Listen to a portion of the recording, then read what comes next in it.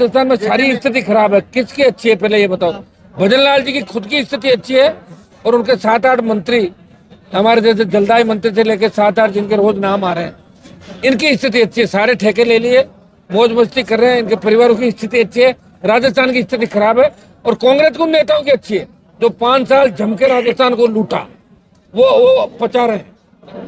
BJP से मिलनी है, बीजेपी जांच नहीं कराएगी, हो गया मामला।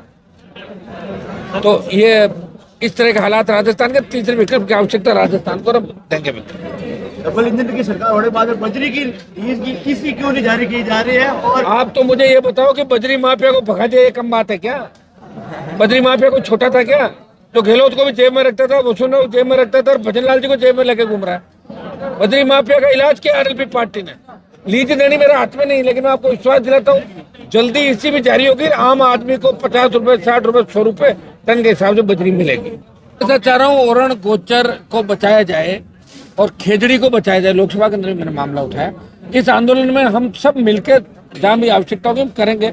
हम ओरण को भी बचाएंगे, गोचर को भी बचाएंगे, खेजड़ी को भी बचाएंगे, रोजगार भी उत्पन्न कराएंगे। लेकिन व्यवस्था कितने हमें, अगर सरकार को जमीन देंगे तो बंजर जमीन दे लोगों को, जहाँ जमीन उपजा हुआ है, जहाँ पेड़ है, वृक्ष है।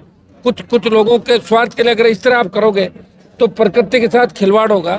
और ये जो घटनाएं घट रही उत्तराखंड की, या भूकंप आ रहे हैं, या ज्वालामुखी फट रहे हैं, या सुनो मेरे, कहीं न कहीं प्रकृति के साथ अनावश्यक आप छेड़खानी करोगे, निश्चित रूप से प्रकृति कभी माफ नहीं करती। राजस्थान सरकार में मंत्री इस्तीफा दे चुके हैं, उसके बावजूद वो मेरे साथ रहे लंबे समय तक, उनका एडजस्टमेंट होता नहीं कहीं। अगर उनको मुख्यमंत्री बना देना तो भी वापस आएंगे सड़क पर निकलने। उनकी आदत है, जिस तरह मेरी आदत है, मुझे संघर्ष करना है। मुझे कोई मतलब बार बार दबाने का प्रयास करे, मैं दबता नहीं हूँ।